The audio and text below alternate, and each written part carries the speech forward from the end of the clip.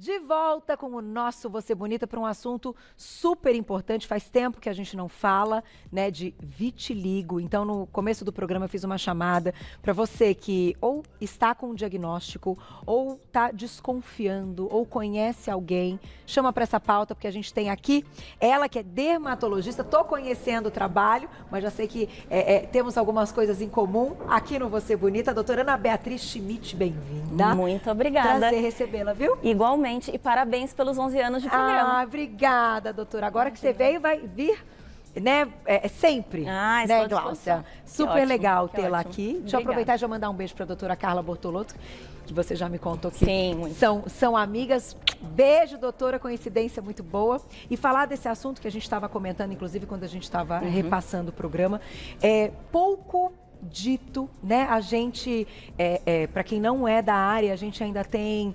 aquela sensação de poucas informações. Então, como fica esse paciente com o diagnóstico e, principalmente, tentar combater o preconceito, né? Exatamente. Eu acho que a gente pensar também no vitiligo como uma doença, não necessariamente ele causa algum sintoma, né, realmente alguma doença. São alterações de uma coloração da pele, né? Então são manchas brancas que aparecem na pele, como também a gente pode ter manchas escuras, né? Então acho que tentar ir nessa linha de que não tem uma doença, né? Mas eu tenho uma condição que deixa a minha pele em alguns locais branca, né? E aí, então isso que caracteriza a doença. Isso. Minha pergunta, doutora, tem alguma fase da vida que, enfim, vocês notam que pode aparecer depois de tal idade ou não tem regra nesse sentido? Não tem regra, nem de idade, nem de sexo, né? Então pode ser tanto em mulheres quanto em homens, criança, adolescente, adultos, numa faixa etária mais avançada. Então não tem uma regra nem de idade, nem de etnia, né? De cor, de pele, pode aparecer em todos os tipos, e nem, né, ou homem ou mulher pode aparecer, e nem de evolução. Então pode ser que surja e desapareça, pode ser que surja e fique estável daquela maneira, ou pode ser que aumente. Que evolua. Que evolua. Vamos colocar na tela já imagens, né? A gente tem algumas fotos para ilustrar, já a doutora vai mostrar um equipamento bem interessante. Isso eu acho, nas imagens, que a gente também quer demonstrar os locais mais comuns. Isso dá para dizer. Exatamente. O vitiligo, como outras doenças de pele também, ele tem um fenômeno que chama-se fenômeno de Koebner. Então, na psoríase também tem esse tipo de fenômeno. Aonde você manipula muito ou pode se machucar mais, pode ter um aparecimento maior de lesões. Então, por exemplo, mãos, ao redor dos lábios, nos pés, né? E na foto também mostra, a gente tem diferentes tipos de vitiligo. Então, existe o tipo de vitiligo que é o mais comum, que a gente tenta caracterizar como autoimune. O organismo começa a combater o pigmento, começa a combater as células que conferem pigmentação à nossa pele, que são os melanócitos. Pode destruir ou diminuir a pigmentação. E pode ter em qualquer região do corpo. Mãos, pés, rosto, couro cabeludo, cabelo nascer branco, naquela região. Ele pode ser um outro tipo, que é o tipo segmentar. O que é isso? Acomete só alguma área do corpo e não passa para o outro lado. Então, é numa inervação. Só naquela região ele aparece. E existe um outro tipo de vitiligo que não é tão comum, mas que algumas pessoas podem manifestar, que são de derivados de borracha. Então, a pessoa pode ter uma sensibilidade, uma alergia de componentes de borracha, de tecido de borracha, ou calçados de borracha, que contenham a substância hidroquinona, que é um clareador, e que desenvolvem lesões de vitiligo também. Mas que ficam caracterizadas como um vitiligo. Sim, exatamente. E não saem? Não. Pode sair, naquela história, a gente não sabe. Entendi. Dependendo como pode evoluir. Tem pessoas que regridem e tem pessoas que mantêm. Por isso é importante o diagnóstico correto. Já a gente fala como chegar nesse diagnóstico. Doutora, deixa eu te fazer uma pergunta antes da gente falar do diagnóstico, né? Como é que a gente vai rastrear, enfim, e dos exames, né? Quando a gente fala de doenças autoimunes e que podem ter esse mecanismo, sempre tem um gatilho marcante que pode, então, trazer em evidência a doença. Acontece da mesma forma com o vitiligo? Acontece da mesma forma. A gente acredita, né, que algumas alterações emocionais podem realmente impactar, né, no vitiligo, no aparecimento da lesão, né? Então, perder um ente querido, alguém da família ou algum trauma emocional muito grande, geralmente desencadeiam esse tipo de lesão.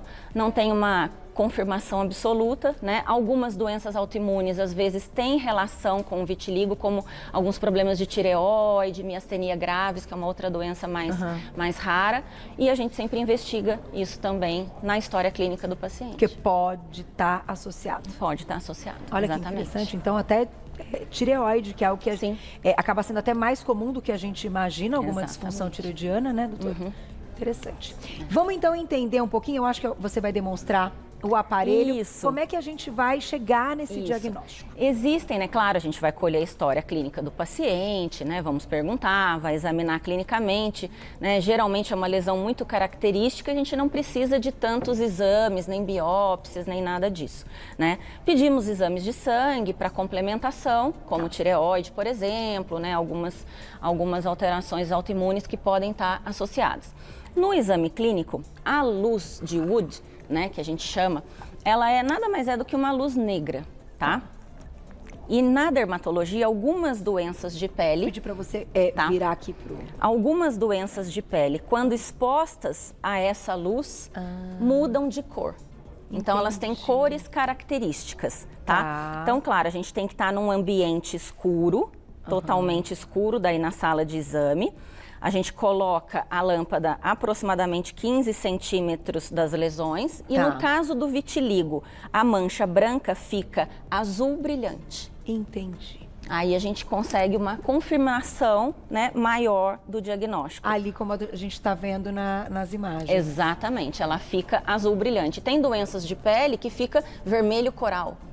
Tem doenças que ficam esverdeadas, então depende da patologia, ocorre essa alteração. E no vitiligo fica azul brilhante, as lesões ficam né, expostas a esse tipo de luz que chama-se luz de Wood. Então essa luz, até incluindo outras questões, outros possíveis, né, diagnósticos, é a mesma, usada para outros... É a mesma que a gente usa para diversos problemas de pele. E o vitiligo, ele se manifesta com essa coloração quando exposto a esse tipo de luz. Doutora, bom, chegamos num diagnóstico, né? Paciente recebe ali aquilo que a gente estava conversando a notícia, e como você expôs no início do nosso papo, não levar para esse lado como uma doença, são manchas na pele, claras, que poderiam ser escuras. Exatamente. A partir desse momento do diagnóstico, o que muda na vida, então, do paciente, até como um cuidado, numa tentativa de não aumentar, né? Que essas manchas não aumentem, mas hoje já tem um tratamento eficiente para isso, ou é uma questão de estilo de vida também que pode estar envolvida? Existe, claro, que, né, a gente cuidar no nosso estilo de vida, ter uma vida mais saudável, uma alimentação saudável, né, acho que um sono tranquilo, a parte emocional estabilizada, isso tudo vai, claro que, ajudar, né? Mas existe tratamento, sim. Existe cura?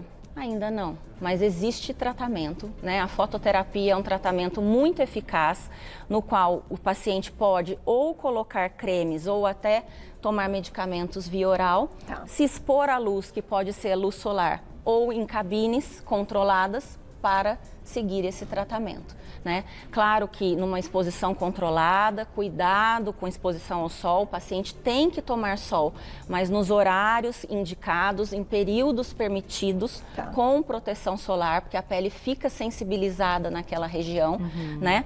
E claro, é uma questão também de, não é uma doença contagiosa, não pega de encostar, né? Então, acho que isso realmente, né, é muito importante.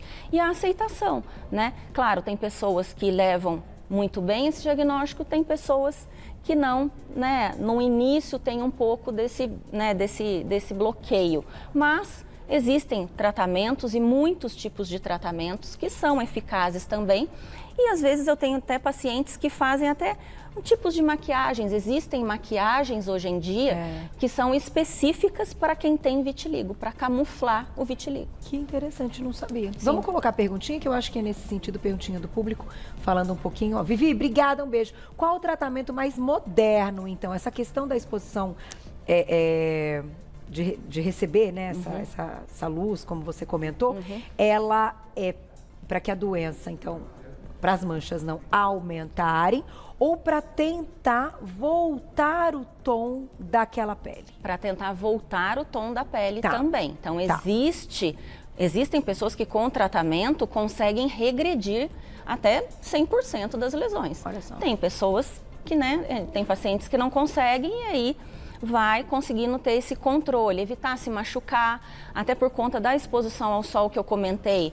Tem que se expor, claro, mas de uma maneira controlada, até porque se houver uma queimadura, isso pode gerar aquela alteração do fenômeno de Koebner, que eu comentei, que machucados podem desenvolver lesões. Entendi. E a queimadura não deixa de ser um machucado, né? Então, tomar cuidado nesse sentido também. Mas a terapia pode conseguir controlar a doença e até eliminar aquela mancha, mas não garantido que não apareçam outras manchas.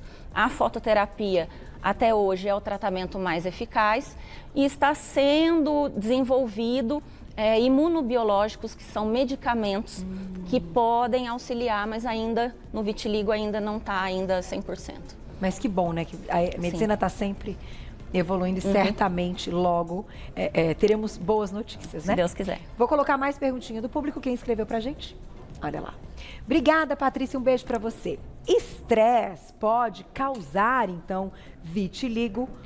Se for um estresse muito intenso, uma ansiedade ou um fator desencadeante familiar, algum trauma, né, emocional, sim. Um estresse do dia a dia, sim, não tanto, mas uma coisa mais intensa. Mas sim, impactante. Sim. Vamos seguir com perguntinhas do público, então? A diretora falou que tá bombando. Olha lá, JP, obrigada. Quem tem vitiligo é imunossuprimido? Não é imunossuprimido. Não é uma doença imunossupressora, exceto se fizer um tratamento à base de corticoides, principalmente via oral, em uma dose imunossupressora. Aí sim. Mas não são todos os pacientes que precisam desse tipo de tratamento, nem nessa dosagem. Então, pela doença em si, não necessariamente é um paciente imunossuprimido, não. Mais perguntinha, olha lá. Daniel, obrigada, um beijo pra você. Tenho vitiligo em partes do corpo e há alguns anos ele começou a regredir, principalmente nos dedos, mas não sei o motivo. Vitiligo regride? Vitiligo regride. Ele pode regredir. Então, quando a gente examina o paciente, vê as manchas brancas, a mancha branca no caso, e ela tem pequenos pigmentos dentro dela, que a gente chama de ilhotas de repigmentação, ela pode se regenerar naquele local. A gente não sabe explicar o porquê, mas pode acontecer. Olha só, que bom. Tem mais perguntinha. Obrigada, Renata. Um beijo. Aquelas tatuagens para camuflar estrias também servem para o vitiligo? Como o vitiligo é uma doença autoimune, né, e o organismo começa a combater as células de pigmentação, eu acho um pouco arriscado, né, abusar desse tipo de condição de camuflagem de pele, porque pode acontecer algo no sentido do organismo querer combater aquele pigmento também. Verdade. Então, acho que não é realmente uma boa indicação. E que ainda, como você comentou, na região vai ter ali um atrito, vai ter um trauma, ter um pequeno machucado que pode também desencadear lesões. E depois aquele pigmento, o organismo pode querer combatê-lo e oxidá-lo de uma forma que mude de cor e não vai ficar tão interessante. Até, doutora, pensando numa micropigmentação, enfim, de sobrancelha e tal, a pessoa que tem, né, vitiligo, embora não seja no local, mesmo que ela faça, ela pode comprometer o organismo todo. Pode. E naquele local, pela perfuração da micropigmentação, ela até pode desenvolver um vitiligo naquela região. Entendi. Tá aí. Tá. Tem mais perguntinha. Pauta completa, hein, Babi? Obrigada, um beijo pra você. Fiz bronzeamento artificial em câmera e apareceram pequenas manchas brancas. É vitiligo? Geralmente não. tá? O vitiligo realmente é uma alteração da pigmentação da pele, onde o melanócito para de produzir a melanina ou diminui essa produção. No caso das câmeras de bronzeamento, pode ter acontecido de ter desidratado a pele ter tido manchas brancas por conta dessa alteração de hidratação, ou a paciente ter contraído algum tipo de fungo, de micose, que também é aquele pano branco, né, popularmente conhecido como pano branco, que são pequenas manchas brancas na pele, mas que não necessariamente é vitiligo. Doutoras, quer aproveitar e dizer que essas câmeras podem... Sim, trazer alguns probleminhas. Né, a Sociedade Brasileira de Dermatologia realmente contraindica, né, a exposição, a radiação é muito intensa e o risco de câncer de pele realmente é muito alto, né? Então, realmente, elas não são liberadas para utilização. Tá aí. Dá tempo? Tá, né? Tem mais uns minutinhos? Tem mais pergunta. Evelyn, obrigada, um beijo. Quem tem, então, vitiligo, pode fazer preenchimento e botox? Quais procedimentos estéticos e produtos não são recomendados? Bom, o que a gente geralmente orienta? Quando o vitiligo está estável, isto é, ele não está numa fase que as lesões estão avançando, que estão aumentando em quantidade, em número, em tamanho, ele está mais estabilizado, aproximadamente 6 meses a 1 ano estabilizado, não vejo nenhuma contraindicação em fazer procedimentos minimamente invasivos como toxina, botulínica e preenchimentos, né? Lasers a gente já fica um pouquinho, né, com mais cautela por conta da exposição à luz. Mas pode, se estiver estável, pode fazer sim. E, de qualquer forma, também dependendo da idade da mulher, se ela estiver numa idade ali buscando engravidar, né, pensando na fertilidade como um todo, o vitiligo compromete? Não compromete de forma alguma, tá? Então, realmente, sistemicamente, não leva a nenhuma alteração nesse sentido. Nem de neoplasias, de cânceres, nem de fertilidade, nem nada disso tem relação, que a gente saiba até hoje, com estudos. Mas tem uma questão hereditária envolvida? Tem. Em pacientes? Tem uma questão hereditária envolvida. Se tiver alguém na família, a chance de 40% até 50%, se for um parente direto, né, de desenvolver o vitiligo também, tá? Tá aí. Dá tempo demais. Bombando, hein? Obrigada, Vanessa. Um beijo. O tratamento de vitiligo interrompe a eficácia do uso de anticoncepcional? Geralmente não, né? Claro que existem, né, alguns tratamentos de vitiligo que têm medicações via oral. E esses medicamentos podem ser corticoides, podem ser substâncias que estimulem a pigmentação quando expostas à luz, né? Mas não que eles necessariamente, né, cortem, enfim, o efeito do anticoncepcional. De forma alguma, pode ser continuar o uso anticoncepcional, até deve continuar, dependendo até da medicação que está fazendo. Mas geralmente os tratamentos em forma de creme, então, menos problemas ainda. Você comentou de maquiagens próprias, né, específicas para ajudar. São manipuladas ou hoje as empresas já têm realmente linhas? Existe na indústria mesmo, já na cosmética, né, mundial, existem produtos prontos realmente, né, existe um tipo específico até, né, de maquiagem que foi desenvolvida para camuflar alterações de pele, como vitiligo, melasma, acne. Então são maquiagens extremamente resistentes, né, que aplica e não sai com água, não sai com suor, com transpiração, e elas realmente camuflam o vitiligo e fica praticamente imperceptível.